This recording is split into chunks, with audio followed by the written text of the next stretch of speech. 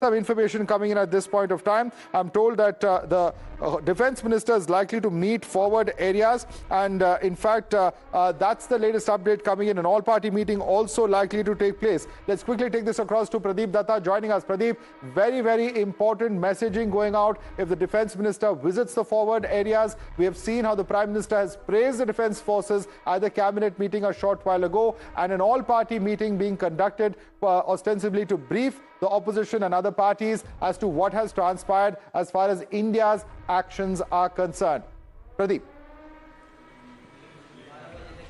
Yes, Madhav, you are absolutely right. In fact, before cabinet meeting, there was a meeting between Defence Minister and Prime Minister Narendra Modi, and during that meeting, Defence Minister briefed him about operation, and also he discussed about the situation on the line of control, because Rattle Pakistan had been targeting civilian areas. There had been some casualties, some of them have been injured. Reason being that Pakistan knows that they can match might of Indian military, so the best option for them is to target civilians. That's what they are best in doing. Either they use their proxy, and this time they have opened mouths of their artillery guns targeting civilian areas, and firing has been continuing right from Poonch, Mainder, Krishna Ghati, Bimbar Gali, Nowshera sector. And also in the Uri and the Kupwara sector also the firing is going on. And now the Prime Minister has sent a very loud and clear message. Prime Minister asked Rajnath Singh that they should convey the message to the commanders on the ground, that they should give them a befitting reply, and it should not be tit for tat response, but there should be a punitive action. Means if any of the posts from where the firing is coming, that post need to be properly decimated and demolished.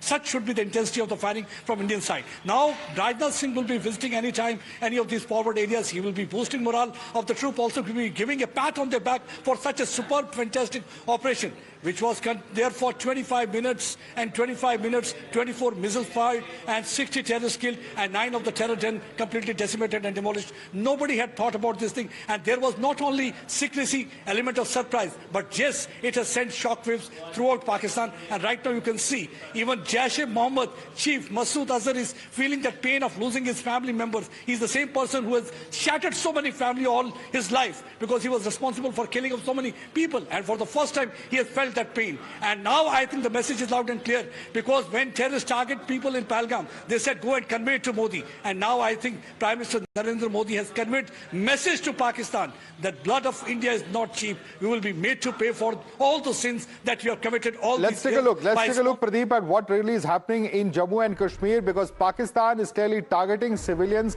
This is the information coming in. In fact, there is shelling taking place, ceasefire violations that we've reported since early morning today, and clearly, of course, the only response that Pakistan has is to fire in the forward areas and target civilians. Let's take this across to Priyank, who's also joining us. Priyank, we have seen how Pakistan's only response is to respond with shells from across the border, because there's not much more they can do. This is the only cowardly action that they can take. Priyank. Yes, Madhav, that's why in this Uri sector, what we have seen yesterday, that post 2 a.m., there were multiple heavy shelling which happened from the Pakistani side, and because of which the district administration has requested the people to go to the safer zone. We are reporting from this Uri, and you can see the shops are right now closed. None of the shops are open, because people knew the fact that the Pakistanis, since they are very much rattled after what has been done, their terror bases have been destroyed by the Indian forces, they will once again try to target the market area. This was never seen, Madhav, in the previous years also. What we have seen in Kupwara, they have been the market areas which have been attacked, and there is certainly a fear among the people that the Pakistanis can once again come to this kind of situation where they can attempt to target the market area. That's why the district administration has also placed all these fire engines. Every precautionary measure is being done.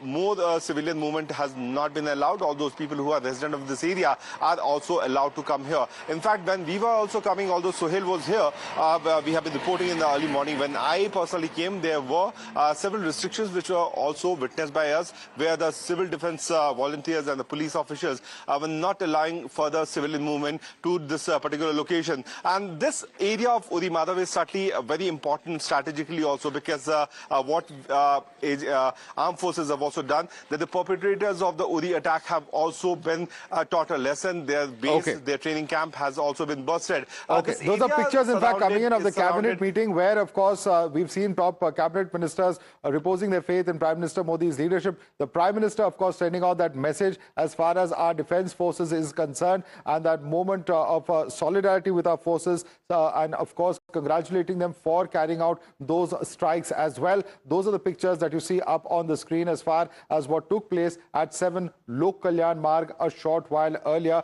In fact, if I can get a quick update from Pragya as well, who was bringing us that particular story. All right, I'm told we don't have Pragya with us, but let me open this up and take it across to our guest joining us. Joining us here in the studio is Abhijit Iyer Mitra, Senior Fellow IPCS. With us is Lieutenant General A.K. Suri. Tilak Devasher is ex-member of the National Security Advisory Board. Professor Madhav Nalapat is the Vice Chair of the Manipal Advanced Research Group. I'm coming across to the former Director General of Army Aviation, Lieutenant General A.K. Suri first. Lieutenant General Suri, a very clear and unequivocal message that has gone out to Pakistan that it dare not carry out such acts of terror. Pressure on it to dismantle its terror networks, and also the fact that we mentioned 21 of the terror camps and the fact that we've attacked only 9 of them also shows that there is unfinished business on India's part in case Pakistan even tries to escalate.